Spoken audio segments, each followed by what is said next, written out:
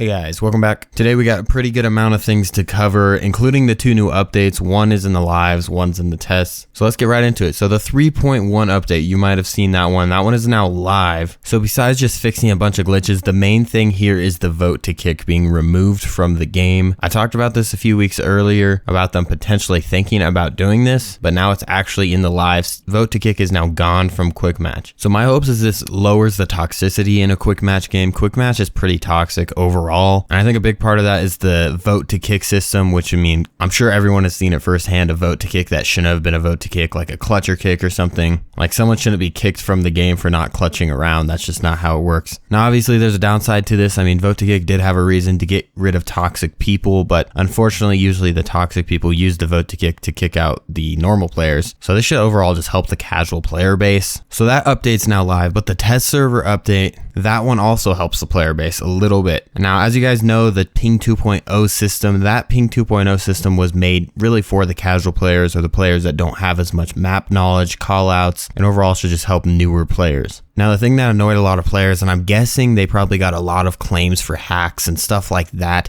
and that's why they had to add this new feature, is you would see in a kill cam someone just wallbang you perfectly, and that's the problem with the Ping 2.0 system. You don't know if someone's pinging you with the yellow ping. It's not like the red ping where you get notified. So what they did to combat this is in replay mode, you're going to be able to actually see the yellow ping on their screen. So you're going to be able to see this so you know that they're not just blatantly wall hacking you. But if they really have to add a feature like this to determine if someone's hacking or not, then maybe the Ping 2.0 system's a little imbalanced is what I would think from a developer standpoint. But then at the same time, you should be aware of your surroundings and know when a drone's there. But I would like to know what you guys think about the Ping 2.0. I think it's a wacky situation here because we are trying to help the casual base, but at the same time, I see it as being super overpowered, as in you can't see if you are pinged. I've seen a lot of suggestions for how to fix it. I think the best suggestion there is to be able to know that you are detected within a certain amount of range, maybe 2 meters, 3 meters, whatever it is. If the ping is within 2 or 3 meters of you, maybe you get a detection on your screen, kind of like how whenever you get actually pinged. That would give someone at least a chance to be able to find the drone that is pinging them. But at least for now, we're making some sort of change. We're able to see the ping in replay mode. I think this is a great idea, but I don't think it's enough. I think we need a little bit more of a nerf in the whole general system of the Ping 2.0. Now, I know everyone can use it, and that's the best rebuttal to this whole statement, but just because everyone can use it does not mean that it should stay 100% how it is right now. I like the concept, I just don't like the execution so much. But moving on, the broken map ban system was not even touched on any of these patch notes, which is unfortunate. Honestly, at this point, you need to really reconsider the map ban, and of course have stats to back this up.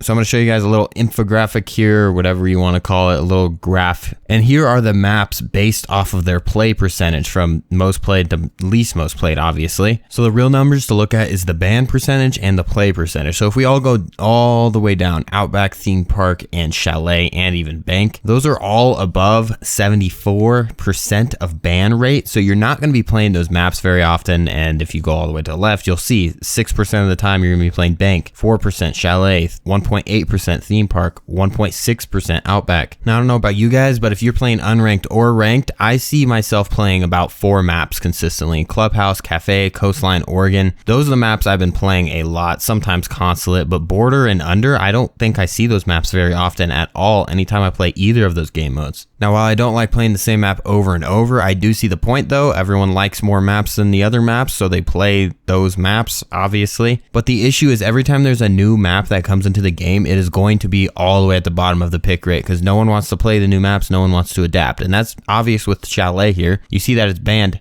83% of the time, which is so high. And it's not being judged based off of the new rework, it's being judged off of the old map, which people did not like to play very much. And the same thing goes for Oregon. It's being judged off of the old map as well. The old map everyone loved, the new map everyone still loves, but everyone's not giving the map a chance, and that's going to go with every new map. Look at Outback. That map is not that good, but I'm saying that map has been hated before it even came out. But we haven't even gotten to the biggest issue of the map ban system. The biggest issue is the glitch, and this is the thing that needs to be fixed and patched in one of these patch notes. They need to change the way the system works, as in which map it ends up on. Right now, no matter what you pick, it's always going to be the left map that gets picked. There's something in the way that they actually sort the maps out. I don't know what it is, but it's always the left map. I don't know if you've noticed that. This to me just shows laziness. I was reading a lot on Reddit and all these coders came out and they're talking about how lazy of a coding this must have been. Because as the way we sit, there's only 3 sets and sequences of this, and it always picks the left map. What kind of random generator only picks one side? That's really where I see. Now, don't get me wrong, I really have enjoyed this season. I think it's my favorite season since, I mean, I would have to look back like 2 or 3 years ago to find a season I like just as much as this one. But there are some glaring issues, and I would like to see them get resolved, and that's just the end of the story with the map ban system.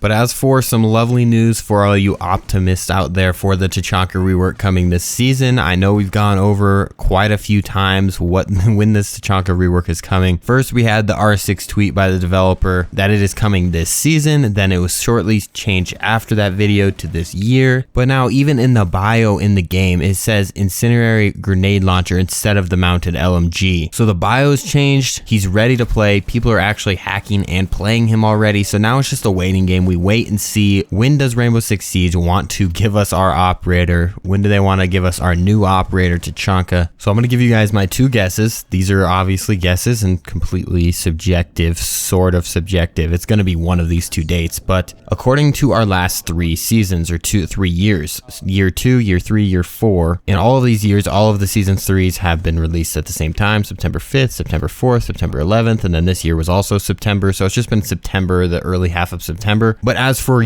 season 4, we've had that release at the early part of December. So December 5th, December 4th, December 3rd. Now that's all subject to change, but we know it's going to be coming in December. That's just the general idea there. It's going to be coming in December. So the 2 potential release dates, we have the mid-season patch notes, which is going to be a bigger patch notes release. And that's where a lot of people think Tachnka is going to be coming. And I personally do think out of these 2 options, that's where he would be coming in. But if that were the case, we're looking at like late October to early November is when he would be released. If not, we're going to have to wait till December. If we have to wait to December to get an operator that's already ready, I would be highly frustrated for obvious reasons. And also it kind of ruins the whole gist we got going on. So we usually have 2 new operators, even though it's not a new operator. We have 2 new operators, as in the reworked operator is basically a new operator. So we have the new attacker 0, and it would make sense to have Tachnka as well. And then next season we have the new defender, I believe it is, Arani, whatever it is, I don't know. We'll get more details on that later on. But if you guys do follow this channel, we've been talking about the Hibana rework that is coming very soon. So very soon would make sense. December, early December. That would be very soon in my books. So that would make the most sense mid-season. So we get 0 Tachnka this season, and then next season we get the new defender, and we also get a Hibana rework